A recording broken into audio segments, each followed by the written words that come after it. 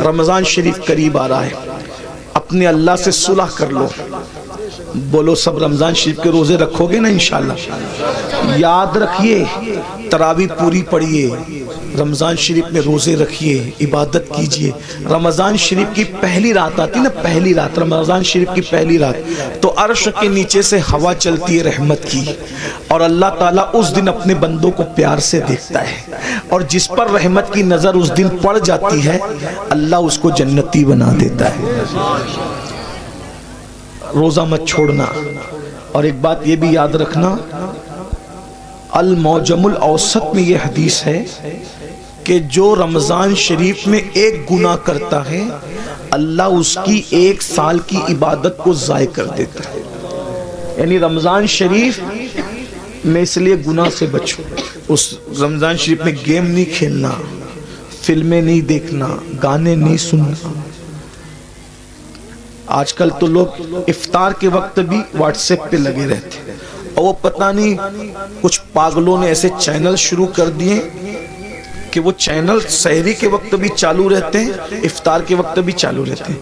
میں چاہیے ٹھیک ہے بھئی چینل تم چلاؤ، جو ہے وہ اس میں دن بھر تقریریں کرو، سحری افطار میں لوگوں کو رونے دھونے دو، عبادت کرنے دو، اللہ سے جڑنے دو، اور پھر ان چینلوں کے اوپر عورتیں بھی بیٹھی ہوتی ہیں، مرد بھی بیٹھے ہوتے ہیں، اور رمضان ٹرانسمیشن چلتا رہتا ہے۔ وہ کیسے بے غیرت مولوی ہے جو عورتوں کے ساتھ افطار کے وقت بے پردہ بیٹھتے ہیں؟ کوئی ان کو روکنے والا نہیں، کوئی ٹوکنے والا نہیں، عورتوں کے ساتھ بیٹھتے ہیں۔ غور تو فرمائے، کوئی دین دھرم ہے؟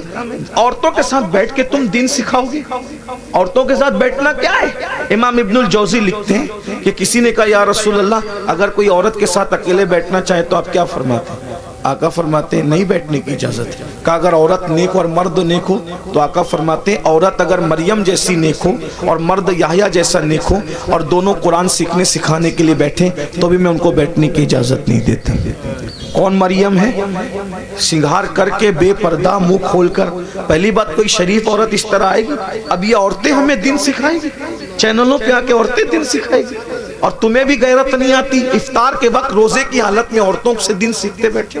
لا الہ الا اللہ۔ کیا میرے بھائی، ام المومنین سیدہ عائشہ صدیقہ کی قرآن پڑھنے کی آواز بلند ہو گئی تو فاروق اعظم رضی اللہ تعالیٰ نے عرض کیا رسول اللہ امی جان عائشہ زور سے قرآن پڑھ رہی تھی، آواز گھر کے باہر جا رہی تھی۔ آقا نے فرمایا عائشہ عورت کی آواز بھی عورت ہے، زور سے قرآن نہ پڑھا کر۔ سارے مومنین کی ماں ان کو روک دیا کہ زور سے قرآن نہ پڑھو۔ یہ دین ہے، یہ دین کی پوترتا ہے، یہ دین کا تقدس ہے، سب پامال کیا۔ یہ افطار اور سحری کا وقت کیا ہے؟ اللہ تعالیٰ سحری اور افطار میں اپنے بندوں سے کہتا ہے کوئی مجھ سے روزی مانگنے والا؟ روزی مانگو میں تمہیں روزی دوں گا۔ مغفرت مانگنے والا؟ مغفرت مانگے گا مغفرت دوں گا۔ ہے کوئی مجھ سے نعمتیں مانگنے والا؟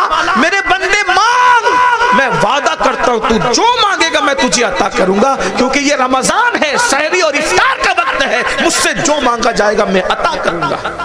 سال بھر لوگوں کے دروازوں پہ دستک دینے والوں، اللہ کی رحمتیں تمہارے دروازے دل پہ دستک دیتی ہے۔ مانگ کیا مانگتا ہے؟ اس وقت تو نہیں مانگتے، پھل کاٹتے رہتے، ادھر ادھر باتیں کرتے رہتے، بھنکس بازی کرتے رہتے، واٹس ایپ پہ لگے رہتے، فیس بک۔ میرے بھائی رمضان شریف کا فائدہ اٹھا لو۔ آقا فرماتے ہیں جس کو رمضان شریف ملے اور وہ اپنی بخشش نہ کروا لے وہ اللہ کی رحمت سے محروم ہو جائے، دور ہو جائے، اللہ کی رحمت سے دور ہو جائے۔ جس کو ماں باپ ملے اور وہ جنتی نہ بن جائے وہ اللہ کی رحمت سے دور ہو جائے۔ محفل میں درود پڑھا، محفل میں ذکر رسول کیا جائے اور حضور پہ درود نہ پڑھا جائے وہ اللہ کی رحمت سے دور ہو جائے۔ حضور نے جمعہ کے وقت خطبے کے لیے جاتے ہوئے منبر پر سیڑھیوں پہ قدم رکھتے ہوئے یہ دعائیں کی تھی، اور آپ کی دعا پہ جبریل نے آمین کہا تھا۔ اس لیے رمضان شریف میں کوشش کرو روزے رکھنے کی۔ جو ایک روزہ چھوڑ دے رمضان شریف کا، صرف ایک روزہ، پوری زندگی روزہ رکھتا رہے، ایک رمضان شریف کے روزے کی فضیلت کو نہیں پا سکتا۔ اس لیے روزہ رکھو۔ کچھ لوگ کیا کہتے ہیں مولانا ہم کام کرتے ہیں، بیمار ہے، یہ وہ۔ یاد رکھنا روزے سے کبھی بیماری نہیں بڑھتی، کہ اللہ کے رسول فرماتے ہیں روزہ رکھو صحت مند ہو جاؤ۔ آج کی جو جدید تحقیق تو آتی رہے گی، لیکن جدید تحقیق کیا کہہ رہی ہے پتہ ہے؟ جدید تحقیق کہہ رہی ہے جتنا بھوکے رہو گے اتنا صحت مند رہو گے، یہ جو فاسٹنگ واسٹنگ کے جو چکر سب ڈاکٹر لوگ بیان کر رہے ہیں، یہ آج بیان کر رہے ہیں، میرے نبی نے 1450 سال پہلے بیان کیا، یاد رکھیے۔ تو بہرحال اس وقت اس نے مجھے بتایا، تو میں نے کئی لوگوں کو بتایا کہ دیکھو غیر مسلم لوگ بھی روزے کے قائل ہو رہے ہیں، بلکہ اب تو بہت سارے غیر مسلم بھائی بھی رمضان شریف کے بہانے وہ روزہ رکھنے کی کوشش کرتے ہیں تاکہ فاسٹنگ کا فائدہ ان کو بھی مل جائے۔ لیکن ایک بات آپ کو بتاؤں، ہم سائنسی فائدہ حاصل کرنے کے لیے روزہ نہیں رکھتے، ہم تو یار کی رضا کے لیے رکھتے ہیں۔ اور میرا اللہ فرماتا ہے، آئے ہائے کیا بات کہی میرے اللہ نے، اللہ فرماتا ہے روزہ میرے لیے ہے اور میں ہی اس کی جزا ہوں، یعنی ہر نیکی کا ثواب ہوگا اور روزے کی اجر کیا ہے؟ ذات الہی کا دیدار ہوگا۔ اسی لیے آقا فرماتے ہیں روزے دار کو دو خوشی ہے، دو خوشی کیا؟ ایک افطار کے وقت اور لقائے رحمان کے وقت، یعنی اللہ کا دیدار نصیب ہوگا روزہ داروں کو۔ اللہ جنت میں روزہ داروں سے بے حساب ملے گا، بے حساب ان کو اپنا دیدار، اور بے حجاب اللہ ان کو اپنا دیدار عطا فرمائے گا، بے حجاب بے پردہ۔ سوچو تو صحیح، جب اس کا نبی اتنا خوبصورت ہے تو اتنے خوبصورت نبی کو بنانے والا خدا کے حسن و جمال کا عالم کیا ہوگا۔ جب اس کا یوسف اتنا خوبصورت ہے تو یوسف کو بنانے والے خدا کے حسن و جمال کا عالم کیا ہوگا۔ کیا مزہ آئے گا جب اپنے اللہ کا جنت میں دیدار کریں گے۔ لیکن کون کرے گا؟ جو جنت میں جائے گا، جو جنت میں جائے گا ہی نہیں اس کا کیا حال ہوگا۔ اس لیے توبہ کیجئے، توبہ کے دروازے کھلے ہوئے، استغفار کیجئے، اللہ کو منائیے، اللہ کو راضی کیجئے، اللہ سے صلح کیجئے۔ دیکھو اگر آخرت کی تیاری کرو گے تو بھی دنیا سے جانا ہے، نہیں کرو گے تو بھی دنیا سے جانا ہے۔ اللہ ناراض رہے گا، ہڈیاں بھی قبر میں پگھل جائے گی، کیڑے کھا لیں گے، سانپ بچھو ڈسیں گے، اور قیامت تک جو ہے وہ سانپ بچھو ڈستے رہیں گے۔ اور اگر اللہ کو راضی کر لیا کفن بھی میلا نہیں ہوگا انشاءاللہ، کفن بھی میں اللہ کو راضی کر لو۔ روزے رکھو، فرائض واجبات پر عمل کرو، آج سے پہلے جو ہوا اس سے توبہ کر لو۔ اللہ تعالیٰ ہم سب کو توفیق عطا فرمائے۔ ہم سب توبہ کرتے ہیں سب مل کے، زندگی بدلیں گے انشاءاللہ۔ پہلا کام کیا کرنا ہے؟ ابھی سے نماز شروع کرنا ہے، کل سے نہیں، آج سے، آج سے نہیں ابھی سے۔ اور ابھی سے کیا؟ جب انیس المشائخ کا خطاب ہوگا اس کے بعد دعا ہوگی، تو جن کی عشاء باقی ہے وہ پہلے گھر جا کے عشاء پڑھیں گے، اور سنی سے العقیدہ امام کے پیچھے جماعت کے ساتھ نماز شروع کریں گے فجر سے۔ عشاء بھی پڑھو، فجر بھی پڑھو، اللہ سے دعا کرو، اللہ پاک آنے کی نیت کرنا میرا کام ہے، اپنے کرم سے بلانا تیرے کرم پر ہے۔ دیکھو وہ ضرور بلائے گا، نیت کرو، سچی نیت کرو۔ اگر سچی نیت کر کے فجر میں سو گے نا، کتنے بھی تھکے رہو گے، آدھے گھنٹے بعد بھی تمہاری آنکھ کھلے گی۔ جب ٹرین پکڑنے کے لیے آنکھ کھل سکتی ہے تو نماز کو جانے کے لیے آنکھ کیوں نہیں کھل سکتی؟ بس بات اتنی ہے، ٹرین کی اہمیت دل میں ہے کہ ٹرینیاں چھوٹ نہ جائے تو آنکھ کھل جاتی ہے، تو نماز چھوٹ نہ جائے تو بھی آنکھ کھلے گی۔ جب انسان ایگزام دینا ہوتا ہے نا، تو ایگزام دینے والے بچوں کو نیند نہیں آتی۔ جب ایگزام کے لیے دنیا کی کامیابی کے لیے اٹھ سکتے ہو تو آخرت کی کامیابی کے لیے بھی تو اٹھ سکتے ہیں نا۔ جس دن نماز کی اہمیت پتہ چل گئی اس دن انشاءاللہ ہمیں کسی کو اٹھانے کی ضرورت نہیں پڑے گی، ہم خود اٹھیں گے۔ آئیے سب مل کر سادات کرام، علماء کرام، ہمارے انس میاں صاحب کی بلا اور بھی سادات علماء موجود ہیں، بڑے بڑے علماء موجود ہیں، ان سب کی موجودگی میں ہم سب مل کے اللہ کی بارگاہ میں توبہ کریں۔ پڑھیے استغفر اللہ، دل سے پڑھیں اس کی طرح بنی اسرائیل کے جو شخص نے ندامت کے ساتھ توبہ کی اس کی طرح پڑھیے استغفر اللہ، استغفر اللہ ربی من کل ذنب واتوب الیہ لا الہ الا اللہ محمد الرسول اللہ۔ آپ نے توبہ کی، حضور کے قول کے مطابق ہمارا ایمان ہے، جو توبہ کر کے کلمہ پڑھتا ہے وہ گناہوں سے ایسے پاک ہو جاتا ہے جیسے ابھی ماں کے پیٹ سے پیدا ہوا۔ اب آپ کے سب کے گناہ معاف ہو گئے، آپ نئی زندگی کا آغاز کریں۔ کون کون اللہ کی رضا کے لیے وعدہ کرتا ہے؟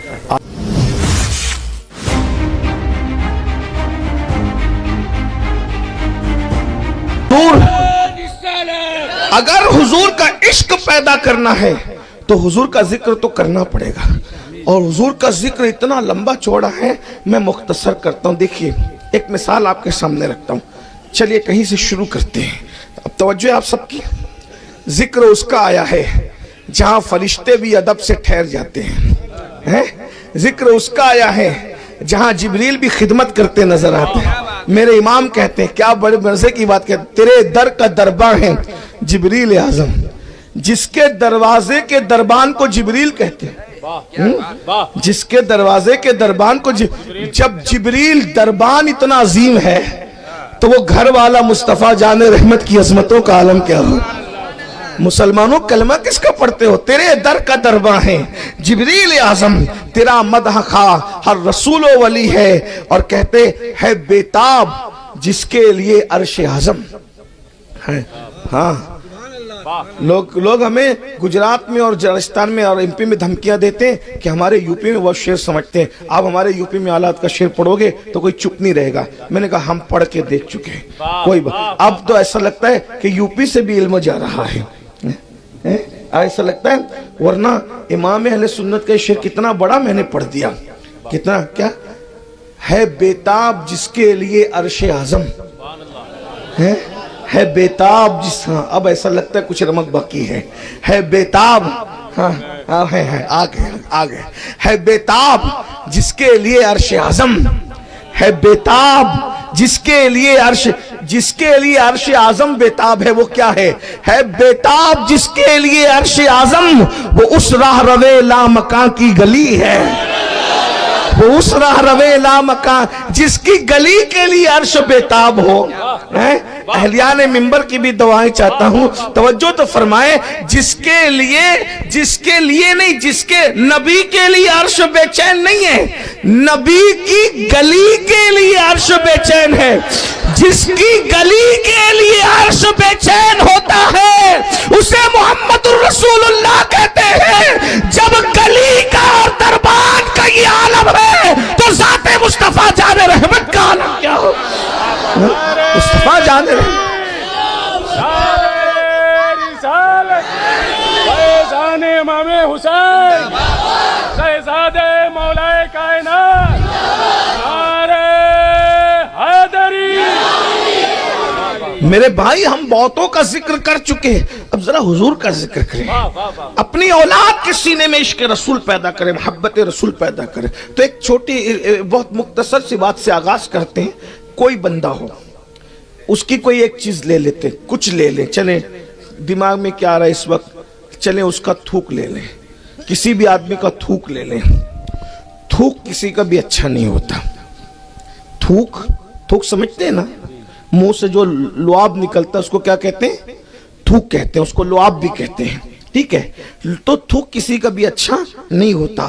مفتی صاحب ہو، مولانا صاحب ہو، وکیل صاحب ہو، ڈاکٹر صاحب ہو، انجینئر صاحب ہو، کسی کا تھوک اگر معاذ اللہ ثم معاذ اللہ، اگر سمجھانے کے لیے کہہ رہا ہوں، ملانے کے لیے نہیں کہہ رہا ہوں، اگر آپ لوگ اتنا پیار کر رہے ہیں، مصافحہ کر رہے ہیں، ہاتھ چوم رہے ہیں، اگر گلاس کے اندر میں تھوک دوں کوئی نہیں پیے گا، اور پینا بھی نہیں چاہیے۔ اسلام کے اندر بھکتی ہے، اندھ بھکتی ہے۔ اسلام میں ہم بھکت ہیں لیکن اندھ بھکت نہیں ہیں۔ اسلام آنکھ کھول کر زندگی گزارنے کا حکم دیتا ہے، جو مذہب نماز میں آنکھ بند کرنے کی اجازت نہیں دیتا۔ سمجھ میں آتی ہے میری بات آپ کو؟ جو مذہب، آپ علماء سے مسئلہ پوچھیں، مفتیوں سے، آپ نماز میں آنکھ بند نہیں کر سکتے ہیں۔ نماز میں آنکھ، سنت یہ ہے کہ نماز آنکھ کھول کے پڑھو۔ جو مذہب عبادت آنکھ کھول کر کرنے کا حکم دیتا ہو، وہ تجارت میں آنکھ کھولنے کی اجازت کیوں نہیں دے گا؟ وہ عقیدت میں آنکھ کھول کر زندگی گزارنے کی اجازت کیوں نہیں دے گا؟ ہمارے یہاں بھکتی تو اگر کوئی پیر صاحب یا مولانا صاحب گلاس میں تھوک دے تو اچھی بات ہے، لیکن تھوک دے ہم نہیں پیتے ہیں، کیونکہ تھوک اچھی چیز، تھوک کسی کا بھی ہو اس میں جراثیم ہوں گے، سچی بات ہے۔ یہ دیکھیے، یہ جو ممبر ہے نا، یہاں 2 اور 2 4، 2 اور 2 3 اور 5 نہیں ہے، یہاں 3 5 نہیں کرتے، اور جو 3 5 کرتا ہے اس کو یہاں بیٹھنے کے وہ قابل نہیں رہتا۔ ہاں، یہاں 3 5 کرنے والے کی جگہ یہاں 2 اور 2 4 والے کی جگہ ہے۔ گنتی بھی 4 ہے اور ہمارے یار بھی 4 ہیں، حضور کے یار بھی 4 ہیں۔ ہیں ہم 4 یاروں کے ماننے والے ہیں.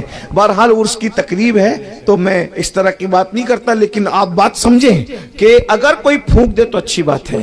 پھونکنے میں دم ہے اور تھوکنے میں بیماری ہے. سمجھائی بات؟ یہ ہے تھوک. اسی لیے جگہ جگہ لکھا رہتا ہے تھوکنا منع ہے. جو لوگ کہتے ہیں نا ہم نبی کی طرح ہیں، وہ مولویوں کو بھی تھوکنے کی اجازت نہیں ہے. ان کو بھی، وہ بھی نہیں تھوک سکتے، کوئی نہیں تھوک سکتا. تھوک تھوک ہے. بچے بھی ہمارا تھوک پسند نہیں کرتے، بلکہ تقریر میں بھی بہت احتیاط سے بولنا پڑتا ہے. کبھی تھوک نکلنے لگے نا تو لوگ گھن کرتے ہیں. تھوکنے سے بھی احتیاط کرنا پڑتا ہے. لوگ تھوکنے میں بھی گھن کرتے. کرنا چاہیے، اچھی بات ہے.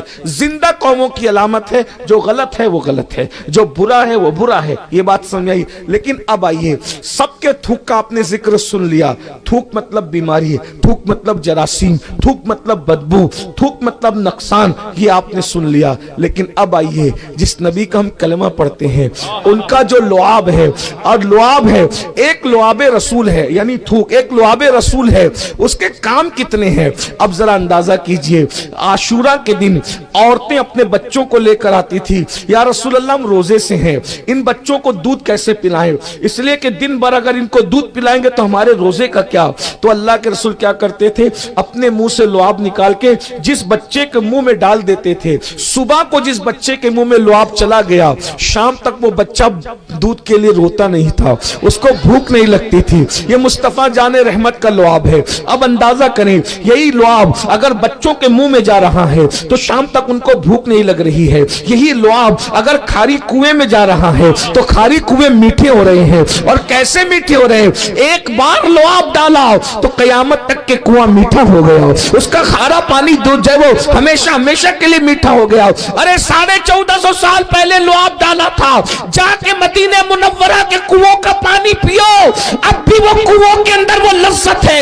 خدا کی عزت کی قسم، میٹھے سے میٹھے پانی میں وہ لذت نہیں ملتی جو لعاب ملے ہوئے کنووں کے اندر لذت ملا کرتی ہے. ایک الگ ہی تاثیر ہے، ایک الگ ہی لذت ہے. پھر اس کے بعد صرف کھاری کنویں میٹھے نہیں ہوتے، بلکہ سوکھے کنویں میں پانی ڈال دیا، سوکھے کنویں میں لعاب ڈال دیا جائے تو وہ کنواں جو ہے پانی سے بھرتا ہوا نظر آتا ہے.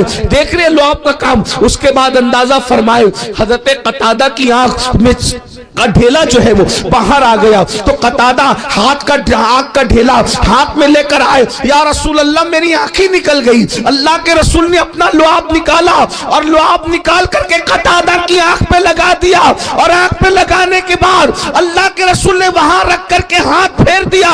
قتادہ کہتے خدا کی عزت کی قسم، جو آنکھ میری پیدائشی تھی اس سے زیادہ روشنی اللہ نے اس آنکھ میں عطا فرمائی جو نبی کے لعاب کے ساتھ لگی ہوئی تھی.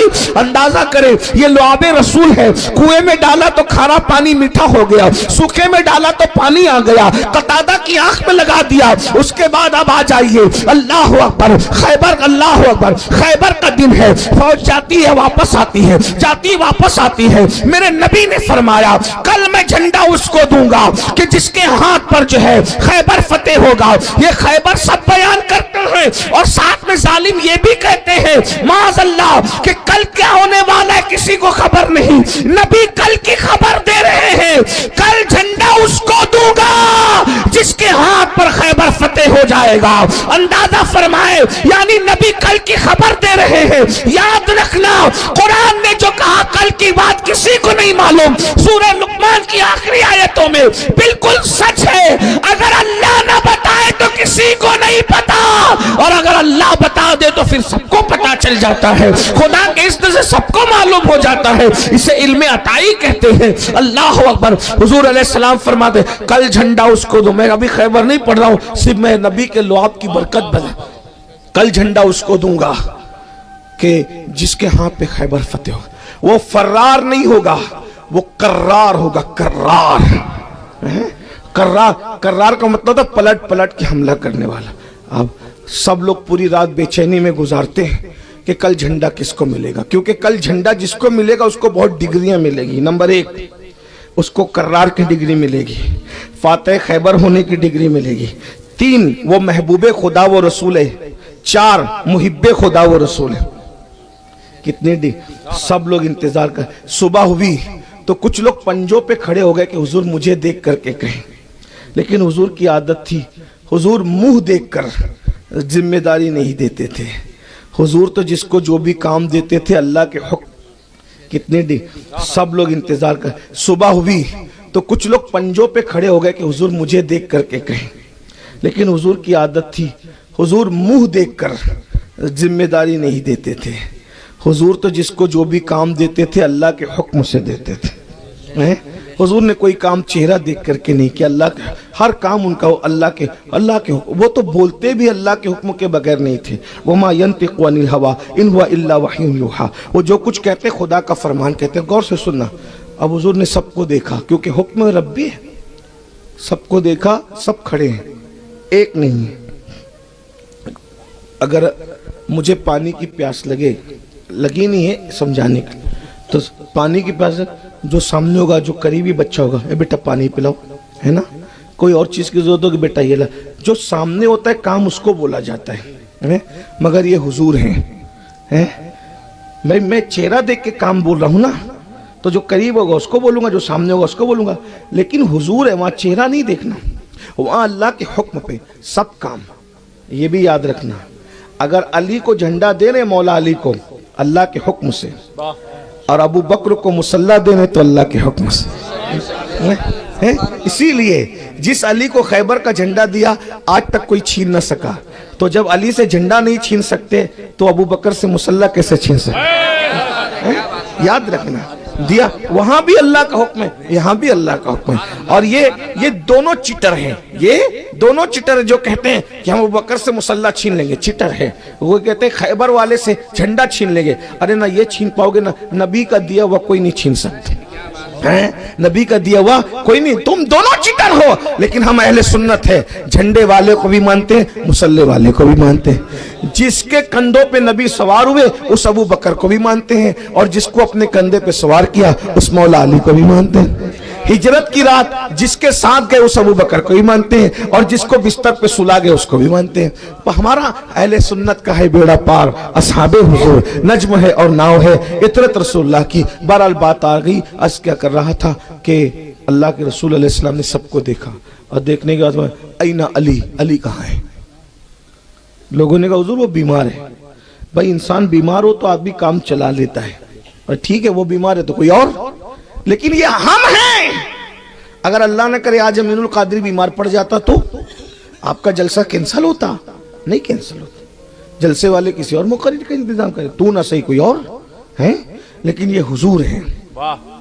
ہم بیمار آدمی کی وجہ سے آدمی تبدیل کر دیتے ہیں، لیکن حضور سے کہا نا یا رسول اللہ علی بیمار ہے، کیا ہوا؟ اب بیماری بھی ایسی ہے کہ کام نہیں ہو سکتا کچھ۔ بھئی بخار ہو تو بھی آدمی کچھ کسی بھی اعتبار سے چلتے پھرتے گرتے پڑتے کام کر لیتا ہے، بخار ہو، لیکن بیماری کیا ہے؟ آنکھیں نہیں کھل رہی ہیں، آنکھ آئی ہے۔ آپ کے یہاں کیا کہتے ہیں آنکھ آنے کو؟ آنکھ آئی کہتے ہیں، آنکھ آئی کہتے ہیں، سمجھ گئے نا؟ وہ بہت دکھتی آنکھیں، بہت دکھتی، آنکھ آئی ہے، آنکھ کھلتی نہیں، وہ آنکھ آئی ہے۔ لوگ آقا نے بلاؤ اس کو، لوگ مولا علی کو سہارا دے کر لائے، جو علی ہم سب کا سہارا ہے۔ آنکھ نہیں کھل رہی تھی، ان کو لے کر کے حضور نے فرمایا کیا ہوا؟ اس کی حضور میری آنکھ آئی ہے۔ سرکار علیہ السلام نے کیا کیا؟ اپنا لعاب نکالا، مولا علی کی آنکھ میں لگا دیا۔ نبی کا لعاب جب آنکھ میں لگا اسی وقت آنکھیں کھل گئی، اور مولا مشکل کشا فرماتے جس دن سے نبی نے میری آنکھوں میں اپنا لعاب ڈالا ہے اس کے بعد سے میری آنکھوں میں کبھی کوئی تکلیف ہی نہیں ہوئی۔ یہ اپنے نبی کے لعاب کا اثر ہے۔ میں ایک لعاب کی بات کر رہا ہوں، اب یہی لعاب سن لیجئے، یہی لعاب حضرت جابر کے گھر کے کھانے میں پڑ جائے۔ سبحان اللہ، سنا ہے آپ؟ پتہ ہے آپ کو؟ پتہ ہے یہ بات؟ نبی کے لعاب مختصر پڑھتا ہوں 2 منٹ کے اندر، پھر بات ختم کرنے کی طرف لے جاتا ہوں۔ اللہ کے رسول علیہ السلام جنگ خندق کا موقع ہے۔ بھئی عرض کروں نا، آپ تھک تو نہیں گئے نا؟ کتنے لوگ تھک گئے؟ ذرا ہاتھ اٹھائیں تو، جو تھکے ہیں، اور جو نہیں تھکے ہاتھ اٹھا کے ذرا بلند آواز سے درود شریف پڑھیں۔ اللہم صلی وسلم وزد وبارک علی سیدنا مولانا محمد معدن الجود والکرم व आलिहि व सहबिहि व बारिक वसल्लम। सलातो व सलाम अलैका या सय्यदी या रसूल अल्लाह। जल्दी जल्दी ही पढ़ रहा हूँ, टाइम का मुझे ख्याल है, मुझे जाना भी है, वक्त पे पहुंचना भी है, शायद 5 बजे मुझे एयरपोर्ट पहुंच जाना है, तो बस ज्यादा नहीं, थोड़ी सी बात मैं समेटने लगा हूँ, बात कोई समेट फैलाने से पहले समेट रहा हूँ। अल्लाह के रसूल अलैहि जंग खंदक का मौका है। ये बात मेरे नौजवानों को मालूम होना चाहिए कि हुजूर वो कायद हैं, हमारा कायद, हमारा नबी वो कायद है जिसने सिर्फ हाथ नहीं चुमाए ना, अल्लाह के रसूल अलैहि सलाम ने दीन के लिए खंदक खोदी है। हाँ, जब यहाँ पर हम पहुँचते हैं तो हमें एहसास, बहनों से भी तवज्जो चाहता हूँ, हमारे नबी ने खंदक भी खोदी है। और ये बात भी याद रखें कि नबी ने दीन के लिए खंदक जो खोदी है ना, जो खंदक खोद रहे थे मक्के के दुश्मन जो है मदीने मुनव्वरा को और इस्लाम को मिटाने आए थे, तो हज़रत सलमान फारसी ने मशवरा दिया था कि 3 तरफ से तो पहाड़ है, एक तरफ से खुला हुआ है, तो अगर हम उनसे बचना चाहते हैं तो खंदक खोदेंगे। तो रसूलुल्लाह ने जिन लोगों को खंदक दी थी सहाबा को खोदने के लिए, जितना दूसरों को दिया था उसके डबल हुजूर ने अपने पास रखा था खोदने के लिए।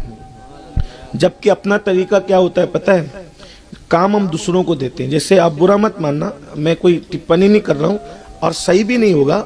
ऐसे अगर ये जलसे का टेंट बन रहा है और मैं और मौलाना बैठे हुए हैं तो काम आप लोग करेंगे, मैं नहीं करूँगा। मैं सैयद साहब हूँ, ये मौलाना साहब हैं, ना सैयद साहब करेंगे ना मौलाना साहब करेंगे, काम कौन करेगा? पब्लिक करेगी। ऐसी है ना, ऐसी होता है, होना भी यही चाहिए। लेकिन हम लोग कभी झाड़ू नहीं देंगे हैं, क्योंकि हम मौलाना लोग हैं, डॉक्टर हैं, इंजीनियर हैं, बड़े लोग हैं, बड़े लोग काम नहीं करते। लेकिन हमारे आका वो कायद हैं कि अल्लाह के रसूल अलैहि सलाम ने जो काम सहाबा को दिया था दीन के लिए वो खुद किया। बल्कि इसमें एक बात ऐड कर दूं, कैसे थे मेरे आका? बहुत जुल्म किया हमने, न अपने बच्चों को नबी को बताया, न अपनी नस्लों को नबी को बताया। आज जो रोना रोने ना कि बच्चे मुर्तद हो रहे हैं, बच्चियां मुर्तद हो रही है, ये हांडी हमारे सर फूटना है क़यामत के दिन। तुमने नबी बताया ही नहीं। अगर नबी बता दिया होता कोई मुर्तद नहीं होता। हमने नबी नहीं बताया। बहुत माफ़ी के साथ कह रहा हूँ, नबी की सीरत बयान नहीं की। गैबन शाह, नंगे शाह, धड़ंगे शाह, गली का पीर, दिल्ली का पीर, हमने झूठी झूठी बहुत सारी करामतें गढ़ के तो लोगों को बताई, नबी की सीरत नहीं बताई। नबी की सीरत पे हजारों किताबें हैं, वो नहीं पढ़ के सुनाया। जिस पर कोई किताब ही नहीं है, सिर्फ ये कि उर्स में जाएंगे, उर्स गैबन शाह का। गैबन शाह कोई खास टारगेट नहीं कर रहा हूँ, जिस वली का कोई नाम नहीं पता चलता हम उसका नाम गैबन शाह रख देते हैं। और उसके शान में हमें हर उर्स में कोई ना कोई करामत पढ़नी पड़ेगी। अगर नहीं पढ़ेंगे तो आइंदा साल मुझे बुलाएगा कौन? तो हम उनकी करामतें गढ़ गढ़ के पढ़ते हैं। कितना अच्छा होता कि गढ़ के किसी की करामत बयान करने की बजाय जो नबी की के मोजज़ात, उनकी सीरत पहले से मौजूद है, वो बता देते। मेरे भाई, हमें क्या मिलेगा करामत गढ़ने से, है ना? हमने सबकी बयान की ना, हमने गली का पीर बयान किया, नंगे धड़ंगे पता नहीं कौन क्या था, सब कुछ बयान किया। नबी की सीरत बयान की। क्या जानते हो नबी के बारे में बताओ? हम कहते हैं हम आशिक रसूल है, इश्क रसूल के ठेकेदार हो। लोगों को मेरी बात बुरी लगती है। नबी के बारे में तुम्हें पता क्या है? हुजूर की बीबियां कितनी, कुछ पता है? हुजूर की अम्मी जान की सीरत क्या है, कुछ पता है? हुजूर की अम्मी जान किस उम्र में दुनिया से गई, कुछ पता है? हुजूर के अब्बू जान दुनिया से किस उम्र में गए, कुछ पता है? जब हुजूर के अब्बू जान का विसाल हुआ तो हुजूर की उम्र कितनी थी, तुम्हें कुछ पता है? कुछ नहीं पता। फिर कैसे आशिक रसूल हो सकते? क्रिकेटर का पूरा खानदान जानते हो, नबी का खानदान नहीं जानते। जिसकी क्रिकेट देखते हो उसके बारे में नॉलेज है, जिसका कलमा पढ़ते हो उसके बारे में कोई नॉलेज नहीं है, तो कौम मुर्तद नहीं होगी? बताइए, क्या जानते हो अपने नबी के बारे में? तो हमें नबी के बारे में जानना है। और एक बात आपसे कहता हूं, उर्स हो ना उर्स, तो हम मुकर्रिर को कहें यार करामत किसी की बयान करने से बेहतर है हमें नबी की सीरत सुनाओ, हमें नबी का मौजज़ा सुनाओ, हमें नबी का हुस्न सुनाओ। हाँ, ये बात मैं आपको कह रहा हूँ। अगर अमीनुल कादरी की कोई शान बयान करता है उसको बोलो चुप।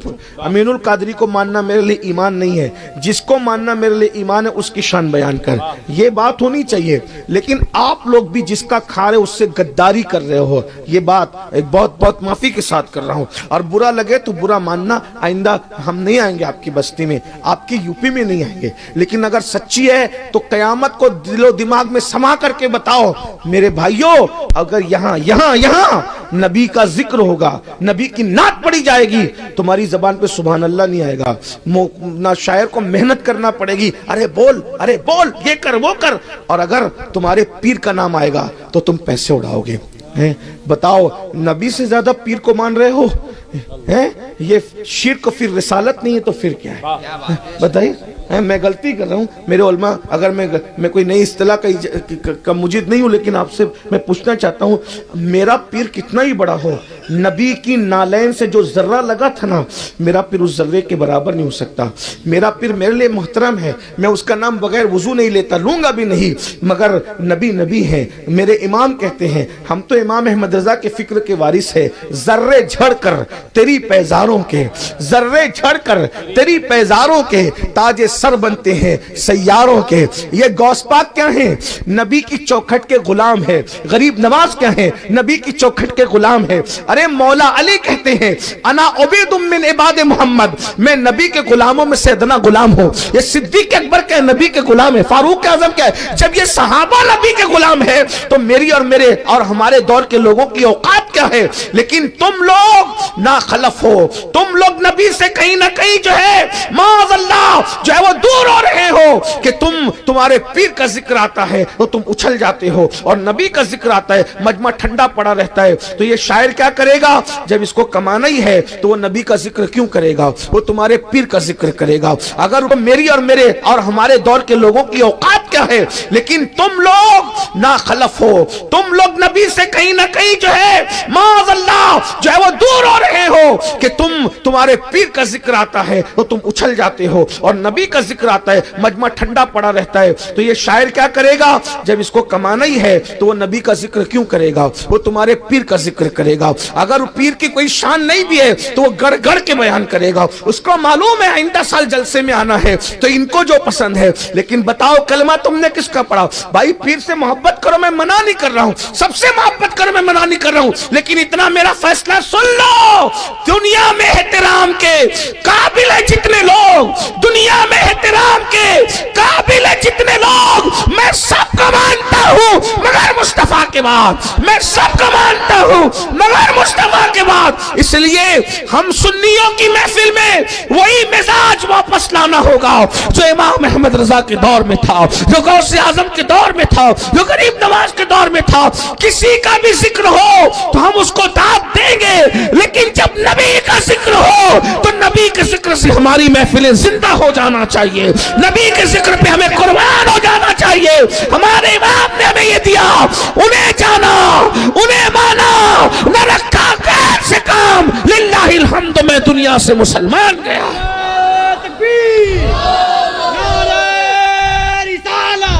سب کی عزت کرو, سب کی عزت کرو, سب کی تعظیم کرو, لیکن یہ مزاج بدل رہا ہے جلسوں کا کہ پیر کا نام آتا ہے تو تم اچھلتے ہو. اچھلو بالکل, لیکن سب سے بڑا پیر ہمارا کون ہے؟ مصطفیٰ. سب سے بڑا پیر ہمارا مصطفیٰ جان رحمت ہے. سب سے بڑے پیر ہمارے نبی ہیں مصطفیٰ. حضور سے سب سے زیادہ محبت کرو. لا یؤمن احدکم حتی اکون احب الیہ من والدہ وولدہ والناس اجمعین. چلے بات دور نکل گئی, میں کیا عرض کر رہا تھا؟ حضور کیسے, سن لیجئے. ایک مرتبہ ایک جنگ کا موقع ہے, میں نے بتایا نا مولانا ہم لوگ کام نہیں کرتے, چھوٹے موٹے کام آپ کو سونپتے ہیں. حضور کیسے تھے؟ حضور کیسے؟ ایک جنگ کا موقع ہے, جنگ کے موقع پہ اللہ کے رسول علیہ السلام نے کہا ابو بکر تم یہ کر لو, عمر تم یہ کر لو, عثمان تم یہ کر لو, علی تم یہ کر لو, سعد یہ کرو, سعید یہ کرو, طلحہ یہ کرو, زبیر یہ کرو, خالد یہ کرو, ابو ذر یہ کرو, سلمان یہ کرو, مقداد یہ کرو, بلال یہ کرو. سب کو حضور علیہ السلام نے الگ الگ کام دے دیا. اور صحابہ کہتے ہیں حضور ہمارے درمیان سے غائب ہو, ہمیں حضور نظر نہیں آئے. دھیان, توجہ ہے آپ کی؟ بٹ گئی توجہ ہے آپ کی؟ میری طرف توجہ ہے. ذکر اس کا کر رہا ہوں جو سب پیروں کا پیر ہے, جو علی مرتضیٰ کا بھی پیر ہے, جو جبریل امین کا بھی پیر ہے, جو صدیق اکبر کا بھی پیر ہے. اور یاد رکھنا تیرے در کا درباں ہے جبریل اعظم, تیرا مدح خاں ہر رسول و ولی ہے. سن لیجئے. تو سنیے, صحابہ کہتے ہیں حضور ہمارے درمیان سے غائب ہو گئے. تھوڑی دیر گزری تھی, ہم اپنے اپنے کام میں لگ گئے, تھوڑی دیر کے بعد ہم نے کیا دیکھا کہ لکڑیوں کا گٹھا سر پہ رکھ کر حضور آ رہے ہیں. ہم تڑپ گئے. حضور آپ نے ہمیں کہہ دیا ہوتا. آقا نے فرمایا بھائی سب کو میں نے کام بانٹ دیا, ایک کام بچا تھا اور میں بچا تھا, تو میں کوئی ممتاز شان والا بن کر بیٹھنے سے بہتر ہے کہ میں اللہ کا بندہ ہوں, میں بندوں کی طرح جینا چاہتا ہوں, یہ کام میرے حصے کا میں نے کر دیا. دیکھیے حضور ہیں, لکڑی کا گٹھا دین کے لیے سر پہ رکھ کے لا رہے ہیں, اور حضور خندق بھی کھود رہے ہیں. بس اسی پہ بات اب پوری ہونی ہے, شاید توجہ کر لیں. حضور نے خندق بھی کھودی, جتنا صحابہ کو دیا نا ٹکڑا, اس سے ڈبل حضور نے خود دیا خندق کھودنے. لعاب حضور کا لعاب بیان کرنے لگا ہوں, اسی میں بات پوری کرنے لگا ہوں. حضور خندق کھودنے. اب یہاں ایک جملہ کہہ دوں گا بہنوں کی بھی توجہ چاہتے ہوئے. یہ جو نماز نہیں پڑھتے ہو نا, مسجد ویران کرتے ہو, داڑیاں مڈا کے گٹروں میں پھینکواتے ہو, عورتوں کو پاپ کی نظر سے دیکھتے ہو, گندی فلمیں دیکھتے ہو, ماں باپ پہ ظلم کرتے ہو, دین پہ عمل نہیں کرتے. کبھی یہ بھی سوچا کرو کہ یہ جو دین میرے گھر تک پہنچا ہے, یہ میرے نبی کی محنت ہے, یہ میرے نبی کی محنت ہے. کتنی محنت اس دین کے لیے رسول اللہ نے خندق کھودی. خندق کس کی کیا محنت ہے مجھے نہیں معلوم, لیکن نبی اور صحابہ اور اہل بیت کی یہ محنت ہے. انہوں نے خندق کھودی. خندق. اور خندق کب کھودی ہے؟ خندق کب کھودی ہے؟ کئی دن پیٹ پہ پتھر باندھ کے بھوکے رہ کے خندق کھودی. رسول اللہ اپنے ہاتھ سے خندق کھود رہے. جب کبھی آپ کا دل چاہے نا گناہ کرنے کے لیے, گناہ کرنے, تو کبھی سوچنا میں کیسے گناہ کر لوں, کیونکہ اس دین کو مجھ تک پہنچانے کے لیے میرے نبی نے خندق کھودی. کبھی ہم لوگوں نے کھودی خندق؟ کبھی دین کے نام پہ ہم نے پتھر بھی اٹھایا؟ مسجد بناتے ہیں نا بھائی تو مزدور لگا کے بناتے ہیں, لیکن یہ میرے نبی ہیں. قیامت کے دن تم سے پوچھا جائے گا, عشق مصطفیٰ کے دعوے داروں, آج اگر دین کو تم نے پیٹ کے پیچھے ڈالا ہے, تمہاری بچیاں بے پردہ گھوم رہی ہیں, تمہارے گھر کی بیٹیاں آدھی آستین کے کپڑے پہن کے پھر رہی ہے, تم گندی گندی فلمیں, گندی پکچریں, زنا کے مناظر جو دیکھتے ہو نا, اللہ پوچھے گا میرے محبوب نے اسی دین کے لیے خندق کھودی تھی کہ وہ دین کو اشاعت کے لیے محنت کریں گے اور تو دین کو پیٹ کے پیچھے ڈالے گا؟ کیا جواب دو گے؟ عاشق رسول کا چولا پہن کر نبی کے دل کو اذیت پہنچاتے ہو, شرم نہیں آتی؟ کب تک نبی کا دل دکھاتے رہو گے؟ کبھی سوچا؟ حضور نے خندق کھودی. خندق. اور پیٹ بھر کر نہیں, کئی دن کے بھوکے. سنیے, حضور کے لعاب کی بات آ گئی تو سن ہی لیجئے. ایک صحابی کو اتنی بھوک لگی کہ انہوں نے کمر کا بیلنس برابر رکھنے کے لیے ایک پتھر پیٹ پہ باندھا اور خندق کھودنے لگے.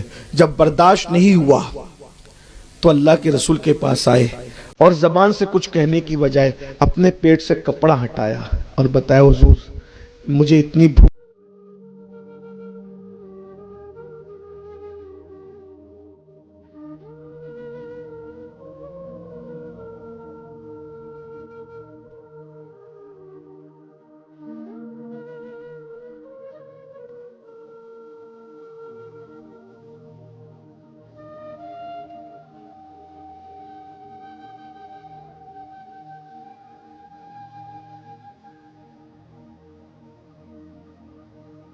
جب انہوں نے نبی کو اپنے پیٹ کا پتھر دکھایا تو اللہ کے رسول نے زبان سے کچھ کہنے کی بجائے رسول اللہ نے اپنے پیٹ سے کپڑا ہٹایا. تو جب کونین کے مالک بادشاہ کونین نے اپنے پیٹ سے کپڑا ہٹایا تو کیا دیکھا؟ صحابہ کے پیٹ پر ایک ایک پتھر تھا اور کونین کے مالک مصطفیٰ جان رحمت کے پیٹ پر دو دو پتھر تھے. حضور نے اپنے پیٹ پہ دو پتھر باندھ رکھے تھے. بتائیں حضور کتنے دن کے بھوکے ہوں گے, اور اتنے دن کے بھوکے رہ کے حضور اللہ کے دین کے لیے خندق کھود رہے تھے, اللہ کے دین کے لیے.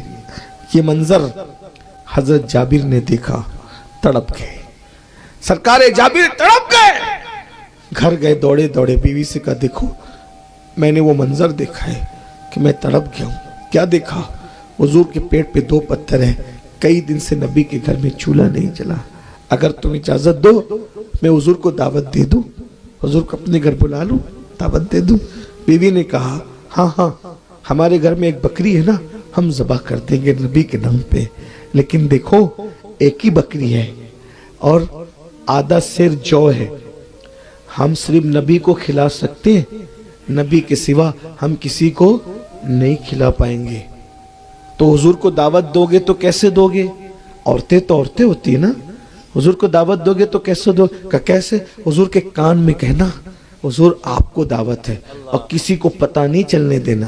حضرت جابر آئے, حضور کے کان میں کہا حضور میں نے آپ کے پیٹ پہ پتھر دیکھا. میرے جوانوں, میرے بھائیوں, میرے عزیز بچوں, میرے بیٹوں, میرے بھائیوں, ذرا غور کیجئے نا, ہم ایک دن میں 4 مرتبہ پیٹ بھر کے کھاتے ہیں, کھاتے ہیں نا, 4 بار پیٹ بھر کے کھا کے زنا کے اڈوں پہ جاتے ہیں, شراب کے اڈوں پہ جاتے ہیں, جوؤں کے اڈوں پہ جاتے ہیں. یہ دین اتنی آسانی سے ہم تک نہیں پہنچا. یہ جلسے والا دین نہیں ہے بھائی, باشن دیا, راشن لیا اور گھر چلے گئے. یہ جلسے والا دین, اللہ کے رسول نے خندق کھود کے دین آپ تک مجھ تک پہنچایا. حضور کی بہت محنتیں, حضور کا پسینہ بہائے, حضور کا خون بہائے, حضور کا خون سر سے لے کر نالین تک آیا ہے, تب یہ دین ہم تک پہنچائے. اس دین کی قدر کرو, اس دین کی عزت کرو. قیامت کے دن حضور کا سامنا کرنا پڑے گا. اگر حضور کے سامنے گئے نا اور حضور نے منہ پھیر لیا, او دجال جھوٹے, میں نے تو محنت کر کے خون بہا بہا کر, پسینہ بہا بہا کر تیرے دیہات تک میرا اسلام پہنچایا تھا, تو تو اپنے چہرے پہ داڑھی بھی نہیں رکھ سکتا تھا, تو 5 وقت کی نماز کے لیے ٹائم بھی نہیں نکال سکتا تھا. اگر کل قیامت کے دن حضور نے منہ پھیر لیا تو کہاں جاؤ گے؟ کس کی چوکھٹ پہ جاؤ گے؟ کس کے دروازے پہ دستک دو گے؟ حضور کو اپنا دین بہت پسند ہے, حضور نے اس دین کے لیے بہت محنت کی ہے, حضور نے بہت محنت کی صلی اللہ علیہ وسلم. حضرت جابر آتے, یا رسول اللہ میں نے آپ کے پیٹ پہ 2 پتھر دیکھے, حضور مجھ سے برداشت نہیں ہے, ہمارے گھر میں ایک بکری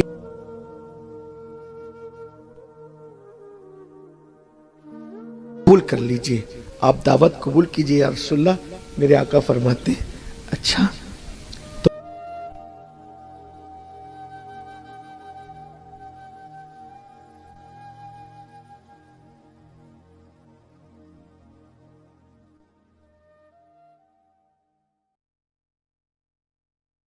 کیلے کو دعوت ہے اور میں بھوکا ہوں, اور اتنا بھوکا ہوں کہ پیٹ پہ 2 پتھر بندے ہیں, کیا چاہیے؟ چلے جانا چاہیے نا. یہ حضور ہیں, حضور کھڑے ہوئے اور کھڑے ہو کہا او خندق والو مبارک ہو, مبارک ہو. سب لوگوں نے حضور کی طرف کام چھوڑ کے توجہ کی. تم سب کو جابر کے گھر آج دعوت ہے, آج تمہاری بھوک کا اللہ نے انتظام کر دیا ہے. حضرت جابر وہ پورے لشکر میں نبی اعلان فرما رہے صلی اللہ علیہ وسلم. گئے, بیوی کا غضب ہوا, کیا ہوا؟ ارے حضور نے پورے لشکر کو اعلان, میں نے تمہیں پہلے ہی کہا تھا کہ حضور کو اکیلے دعوت دینا, آپ نے سنا نہیں. تو بیوی کا رہے میں نے حضور کو اکیلے ہی کوئی دعوت دیا, لیکن اب وہ بیوی بھی کیسی بیوی تھی, سبحان اللہ. میری بہنیں کوئی دین نہیں جانتی, اس بیوی کا حال دیکھو. حضرت جابر نے کہا میں نے حضور کو اکیلے ہی دعوت دیا. پھر کہا حضور نے پورے لشکر کو دیا. کہا اب ہمیں فکر کرنے کی ضرورت نہیں, حضور کو ہم نے دعوت دی ہے, حضور کو کھلانا ہماری ذمہ داری ہے. لشکر کو نبی نے دعوت دی ہے, لشکر کو کھلانا نبی کی ذمہ داری. بس اپنا کام ہو گیا, اپنا کہ دیکھو یقین کتنا تھا اس خاتون کو. آقا نے فرمایا جابر ادھر آؤ, جب تک میں نہ آؤں ہانڈی مت کھولنا اور روٹی پکانا شروع مت کرنا, میرے آنے کے بعد ہی کرنا. اتنا بڑا واقعہ صرف 2 جملوں کے لیے میں نے پڑھا ہے, سننا. اب حضور آ کے بیٹھ گئے. جابر نے کہا حضور کھا لیجئے. کہ نہ, 10 15 کو بلاتے جاؤ اور وہ لوگ کھلاتے جاؤ. کرنا کیا ہے, یہ لعاب ہانڈی میں ڈالا, یہ لعاب آٹے میں ڈالا, کہا نکالتے جاؤ کھلاتے جاؤ، نکالتے جاؤ کھلاتے. ایک بکری اور آدھا سیر جو اور سارا لشکر کھا گیا. حضور بیٹھے، حضور نے نہیں کھایا، روٹیاں پک رہی ہے، صحابیات روٹیاں پکا رہی ہے، کھلا رہی ہے لشکر، اور بھی کتنے کتنے دن کے بھوکے صحابہ. اور اب جب جنگجو لوگ کھا رہے تو پھر جنگجو لوگ بھی پھر اپنے انداز سے کھاتے ہیں نا. سبحان اللہ. کتنا کھایا؟ سب کھا لیا. جب سب کھا چکے پھر حضور علیہ الصلوۃ والتسلیم کھانے کے لیے بیٹھے. حضرت جابر کہتے ہیں ہانڈی ہم نے دیکھی تو ہم فرق نہیں کر پا رہے تھے کہ جب پکانے کے لیے رکھی تھی تو زیادہ تھی یا کھلانے کے بعد زیادہ ہو گئی. یہ نبی کے لحاف کی برکت ہے. یہ نبی کے، ہمارے نبی ایسے. یہ اپنے بچوں کو بتاؤ. بہنوں سے کہتا ہوں پنکی ٹنکی ببلو ڈبلو کارٹون وارٹون یہ سب بچوں کو مت بتاؤ، اپنے بچوں کو نبی کی سیرت بتاؤ. یاد رکھیے. تو برحال اس وقت اس نے مجھے بتایا تو میں نے کئی لوگوں کو بتایا کہ دیکھو غیر مسلم لوگ بھی روزے کے قائل ہو رہے ہیں، بلکہ اب تو بہت سارے غیر مسلم بھائی بھی رمضان شریف کے بہانے وہ روزہ رکھنے کی کوشش کرتے ہیں تاکہ فاسٹنگ کا فائدہ ان کو بھی مل جائے. لیکن ایک بات آپ کو بتاؤں، ہم سائنسی فائدہ حاصل کرنے کے لیے روزہ نہیں رکھتے، ہم تو یار کی رضا کے لیے رکھتے ہیں. اور میرا اللہ فرماتا ہے، آئے ہائے کیا بات کہی میرے اللہ نے. اللہ فرماتا ہے روزہ میرے لیے ہے اور میں ہی اس کی جزا ہوں. یعنی ہر نیکی کا ثواب ہوگا اور روزے کی اجر کیا ہے؟ ذات الہی کا دیدار ہوگا. اسی لیے آقا فرماتے ہیں روزے دار کو دو خوشی ہے. دو خوشی کیا؟ ایک افطار کے وقت اور لقائے رحمان کے وقت. یعنی اللہ کا دیدار نصیب ہوگا روزہ داروں کو. اللہ جنت میں روزہ داروں سے بے حساب ملے گا، بے حساب ان کو اپنا دیدار، اور بے حجاب اللہ ان کو اپنا دیدار عطا فرمائے گا. بے حجاب، بے پردہ. سوچو تو صحیح، جب اس کا نبی اتنا خوبصورت ہے تو اتنے خوبصورت نبی کو بنانے والا خدا کے حسن و جمال کا عالم کیا ہوگا. جب اس کا یوسف اتنا خوبصورت ہے تو یوسف کو بنانے والے خدا کے حسن و جمال کا عالم کیا ہوگا. کیا مزہ آئے گا جب اپنے اللہ کا جنت میں دیدار کریں گے. لیکن کون کرے گا؟ جو جنت میں جائے گا. جو جنت میں جائے گا ہی نہیں اس کا کیا حال ہوگا. اس لیے توبہ کیجئے، توبہ کے دروازے کھلے ہوئے، استغفار کیجئے، اللہ کو منائیے، اللہ کو راضی کیجئے، اللہ سے صلح کیجئے. دیکھو اگر آخرت کی تیاری کرو گے تو بھی دنیا سے جانا ہے، نہیں کرو گے تو بھی دنیا سے جانا ہے. اللہ ناراض رہے گا، ہڈیاں بھی قبر میں پگھل جائے گی، کیڑے کھا لیں گے، سانپ بچھو ڈسیں گے، اور قیامت تک جو وہ سانپ بچھو ڈستے رہیں گے. اور اگر اللہ کو راضی کر لیا کفن بھی میلا نہیں ہوگا انشاءاللہ. کفن بھی میں اللہ کو راضی کر لو. روزے رکھو، فرائض واجبات پر عمل کرو، آج سے پہلے جو ہوا اس سے توبہ کر لو. اللہ تعالیٰ ہم سب کو توفیق عطا فرمائے. ہم سب توبہ کرتے ہیں سب مل کے، زندگی بدلیں گے انشاءاللہ. پہلا کام کیا کرنا ہے؟ ابھی سے نماز شروع کرنا ہے. کل سے نہیں، آج سے. آج سے نہیں، ابھی سے. اور ابھی سے کیا؟ جب انیس المشائخ کا خطاب ہوگا اس کے بعد دعا ہوگی تو جن کی عشاء باقی ہے وہ پہلے گھر جا کے عشاء پڑھیں گے، اور سنی سے العقیدہ امام کے پیچھے جماعت کے ساتھ نماز شروع کریں گے. فجر سے عشاء بھی پڑھو، فجر بھی پڑھو. اللہ سے دعا کرو، اللہ پاک آنے کی نیت کرنا میرا کام ہے، اپنے کرم سے بلانا تیرے کرم پر ہے. دیکھو وہ ضرور بلائے گا. نیت کرو، سچی نیت کرو. اگر سچی نیت کر کے فجر میں سو گے نا، کتنے بھی تھکے رہو گے، آدھے گھنٹے بعد بھی تمہاری آنکھ کھلے گی. جب ٹرین پکڑنے کے لیے آنکھ کھل سکتی ہے تو نماز کو جانے کے لیے آنکھ کیوں نہیں کھل سکتی؟ بس بات اتنی ہے، ٹرین کی اہمیت دل میں ہے کہ ٹرینیاں چھوٹ نہ جائے تو آنکھ کھل جاتی ہے، تو نماز چھوٹ نہ جائے تو بھی آنکھ کھلے گی. جب انسان ایگزام دینا ہوتا ہے نا تو ایگزام دینے والے بچوں کو نیند نہیں آتی. جب ایگزام کے لیے دنیا کی کامیابی کے لیے اٹھ سکتے ہو تو آخرت کی کامیابی کے لیے بھی تو اٹھ سکتے ہیں نا. جس دن نماز کی اہمیت پتہ چل گئی اس دن انشاءاللہ ہمیں کسی کو اٹھانے کی ضرورت نہیں پڑے گی، ہم خود اٹھیں گے. آئیے سب مل کر سادات کرام، علماء کرام، ہمارے انس میاں صاحب کی بلا اور بھی سادات علماء موجود ہیں، بڑے بڑے علماء موجود ہیں، ان سب کی موجودگی میں ہم سب مل کے اللہ کی بارگاہ میں توبہ کریں. پڑھیے استغفر اللہ، دل سے پڑھیں اس کی طرح بنی اسرائیل کے جو شخص نے ندامت کے ساتھ توبہ کی اس کی طرح پڑھیے استغفر اللہ استغفر اللہ ربی من کل ذنب واتوب الیہ لا الہ الا اللہ محمد الرسول اللہ۔ آپ نے توبہ کی، حضور کے قول کے مطابق ہمارا ایمان ہے جو توبہ کر کے کلمہ پڑھتا ہے وہ گناہوں سے ایسے پاک ہو جاتا ہے جیسے ابھی ماں کے پیٹ سے پیدا ہوا۔ اب آپ کے سب کے گناہ معاف ہو گئے، آپ نئی زندگی کا آغاز کریں۔ کون کون اللہ کی رضا کے لیے وعدہ کرتا ہے